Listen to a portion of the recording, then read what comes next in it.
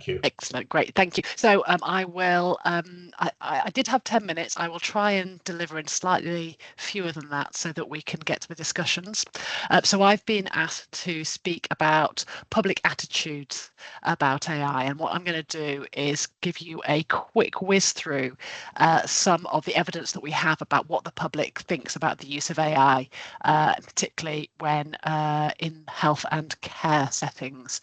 So are you okay to move the slides on, Helen? Lovely. If you go to the next slide. Thank you. So oh, the formatting has gone slightly odd on those, but that's fine. I will just carry on and say that the first this first slide I had put on some I thought it might be useful just to start with what we know more generally about public attitudes towards the use of health and care data. So not necessarily about when we're talking about artificial intelligence. This is a really rich area for research. We actually have a really good understanding of public attitudes to their health and care data being used. I had put on this slide, it's not come up brilliantly, so apologies for that, a number of different kind of key studies and pieces of research. There are many more if you're interested in this area. If you go to Understanding Patient Data, which is a great organisation, they bring together loads of information and resources on what we know about what the public think, and resources also for explaining data use to the public. But a few of the key things that I think worth mentioning that we've learned over a good 15 years of research in this area, key lessons that also apply when we talk to the public about artificial intelligence. So many studies have found there's a really low awareness amongst the public about how their data might be used for anything other than their own care. There is really strong support for using and sharing, joining up data for the delivery of care, and actually frustration that it's not done more. There is less comfort when we are talking about identifiable data being used, with particular concerns around loss of privacy, around being targeted, potentially that data being used to target individuals, insurance and advertising being the key ones. Much more comfort with anonymous data or a bit being used. There's a high level of trust in the NHS using data, or data being used to improve the NHS, and there's more concern about the involvement of commercial actors. However, when you really explore this with members of the public, most members of the public, not all, but most members of the public will accept that commercial organisations have expertise and ability to help the NHS make the most of their data.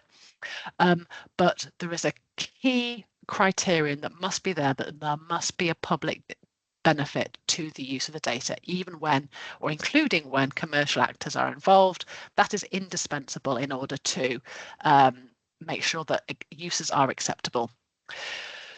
Involvement of members of the public in decisions about how data use is one of the key ingredients for public acceptability, and it's seen as a guardrail to guard against public benefit being undermined, and transparency is another of those key ingredients. And then a finding that we're finding, I think, where with some more recent pieces of research, which is that, as you'd expect, people's attitudes are informed by their own experiences. So there's been some work that the Department of Health and NHS England are doing, where they've done particularly in-depth dialogues with people who are seldom heard, so sex workers, migrants, care leavers, and they're finding quite different and lower levels of trust and belief that data use can make a difference and benefit them. And National Data Guardian has done some research which were not yet published, but we also found that if there's a lower level of trust generally in authority government, people are less likely to be convinced that data use will benefit them. We go to the next slide, please. And next slide again. I think that was one of the, yes, okay. And then if you skip on, some of the text might come up, Helen. Or maybe it's gone on to difference. Yeah, there we are. Let's go with that. Okay, so this is a piece of evidence that has some interesting findings in it. This is about public attitudes generally to use of AI. It's been run by different government departments over different years, depending on reshuffles on where AI responsibility sits. But what's nice about it is it's a tracker asking the same questions every year. The couple of key things to pull out there that, as you might guess, that public awareness about how AI might be used has increased over time. At the same time, the perception that it may well be negative has been growing. I'm not going to mention the other findings there. They're in line with the general findings that I mentioned from the previous research. So if we go to the next slide. And then go on once again, thank you. So this is the first of 3 pieces of research I'm going to highlight where where the public has been asked about their views on AI with health and care data in particular. So this was a survey of 408 patients at a UK hospital, and this is back in 2021. I say back in 2021, only 4 years ago, but I suspect things have moved on considerably since then. We've got some of these typical findings around the public attitudes to data, low level of knowledge about the data use, most comfort around NHS and university researchers, and they recommended greater levels of public engagement are needed. We'll go on to the next one. And if you go, thank you very much. So this was a year later, and this was focus groups run by the NHS AI Lab. So I think the NHS that involved NHS England and the Department of Health and other organisations. So here we're seeing some attitudes and some emerging which are particular to AI rather than some of those more general attitudes that we've seen in other pieces of research. So the concerns around bias and unfairness, members of the public are starting to pick up on that as a key theme. Decision-making process, people have always said they want the decision-making process to be inclusive, but there was a particular emphasis laid on it in this dialogue, which I think is reflective of a greater understanding developing about what AI is and some of the dangers.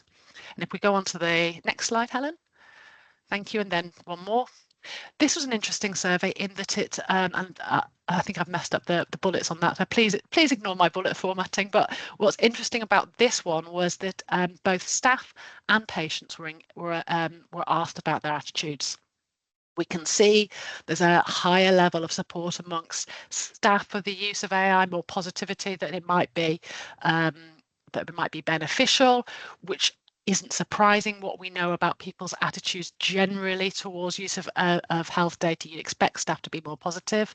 A really interesting finding, I think, here is that both staff and the public worried that AI might impact negatively on that patient relationship with their healthcare professionals, and that a feeling of distance was nominated as the problem.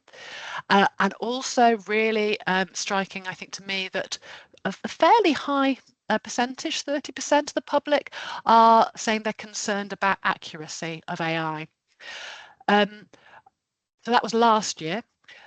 This year I've been involved, and I thought just also worth mentioning some work. I do some work with the Royal College of Anaesthetists, and we've been doing some work with our patient group there. And it's been very noticeable in those focus groups that that patients have been talking about their own use of AI. Since the advent of ChatGPT and those AI summaries, members of the public are now themselves using AI and are using those experiences to inform how they feel about AI being used in healthcare. And in particular, we heard in those focus groups people saying, well, I've used ChatGPT or an AI summary, I've noticed mistakes, I've noticed it's got things wrong, I know about hallucinations and making up quotes or references that don't exist, and their own experiences of AI really informed what they thought about AI being used in the delivery of healthcare. So I think we're because of the availability of AI, I think it may well inform people's views a lot. So last slide, please, Helen. And just one more down. Thank you. So the key takeaways. If you go one more down, I think I must have put a strange kind of animation order on these. So takeaways: who matters, who's involved in this AI, whose purpose is it for, who's being served by it. The NHS purposes are most highly trusted rather than mining data for creating a commercial tool to sell on.